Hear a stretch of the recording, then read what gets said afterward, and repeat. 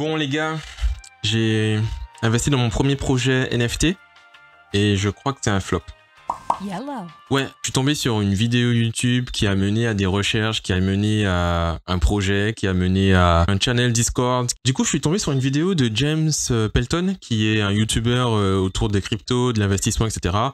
Et il parlait en fait d'un projet qui s'appelle Police and Thief. Enfin, c'est un jeu autour des NFT en fait, et qui avait l'air intéressant, qui fonctionne, enfin, qui était déjà avancé en fait, bien avancé au moment où j'en ai entendu parler. Du coup, c'était peut-être un peu moins intéressant d'y rentrer maintenant. Et ça m'a mené, en fait, mes différentes recherches sur ce sujet-là m'ont mené à trouver le jeu en question, le projet en question qui s'appelle Cops Game. Donc c'est un fork, c'est-à-dire une copie, on va dire, mais sur un autre réseau. Donc il y a différentes blockchains. Et ce jeu-là fonctionne justement sur la blockchain Solana. Quand j'ai commencé à m'y intéresser, c'était peut-être 2 jours avant le lancement officiel. Du coup, j'ai rejoint le Discord. Il y avait pas mal de monde. Il y avait à peu près 40 000 personnes qui avaient rejoint le Discord. Il y avait une liste d'attente qui était déjà remplie. Et le lancement était le lendemain. Donc, je me suis dit, bon, ça m'a l'air intéressant. Donc, je suis resté à regarder tout ce qui se faisait. J'ai été regarder d'autres vidéos. J'ai été regarder d'autres trucs. Des gens qui étaient excités et d'autres qui étaient un peu moins excités. Donc, j'ai pesé le pour et le contre. J'ai fait mes propres recherches. Et je me suis dit, ben, pourquoi pas tester, en fait. Ça rentrait dans mon budget, donc j'aime bien le principe du jeu, j'ai compris le fonctionnement, je sais comment ça va marcher et tout, donc je me suis dit pourquoi pas. Donc j'ai pas réussi à en avoir au mint. Donc le mint, c'est la création, on va dire, des NFT, la génération des NFT, donc c'est vraiment un prix dérisoire. Je crois que c'était 1,25 sol, donc ça revient à peu près à 150 € peut-être, un truc comme ça, même pas.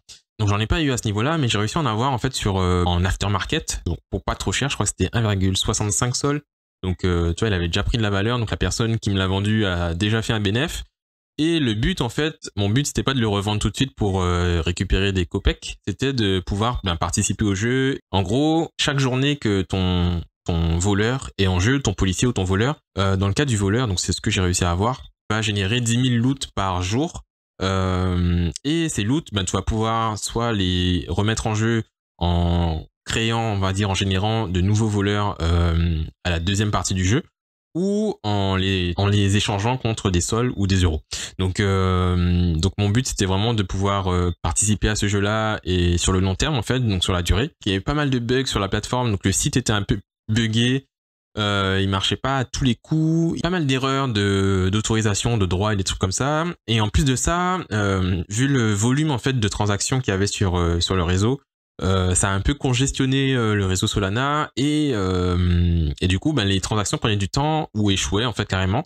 Donc on a dû s'y reprendre avant de réussir à faire ce qu'on voulait, c'est-à-dire mettre notre NFT en jeu. Et pourquoi je dis que ça a floppé? Parce que là par exemple le jeu est en pause depuis quelques jours parce qu'ils ont remarqué des bugs et surtout des failles de sécurité. C'est-à-dire qu'il y a eu des petits malins qui ont réussi à détourner le jeu et à récupérer en fait les NFT d'autrui ou récupérer les loots d'autrui. Ils sont en train de travailler dessus là actuellement, mais le jeu est en pause depuis 2-3 jours maintenant. Et du coup, c'est un peu chiant parce que c'est le premier projet. Tu te dis, ouais, c'est assez risqué parce que bon, c'est de l'argent que tu mets en jeu. En fait, on n'est jamais à l'abri dans ce type de projet de tomber sur des arnaques, de tomber sur ce qu'on appelle des rug pulls. Donc Pourquoi je veux traduire? Vous parlez anglais, non? Vous êtes rug pull, c'est-à-dire que les équipes vont lancer un projet et une fois que tout le monde aura investi son fric, ils vont disparaître et le truc ne va plus marcher. Donc là, c'est pas trop le cas. Là, ils ont retourné à tout le monde leur NFT et leurs sous, enfin leur crypto. Donc c'est plutôt rassurant en fait. Je suis patient, donc je me dis que j'attends de voir. Ils font des updates en fait assez régulièrement sur leur état d'avancement au niveau de la correction des bugs et tout. Donc ils sont assez transparents, assez ouverts en fait. Voilà, la communauté qui est toujours sur le Discord est assez confiante.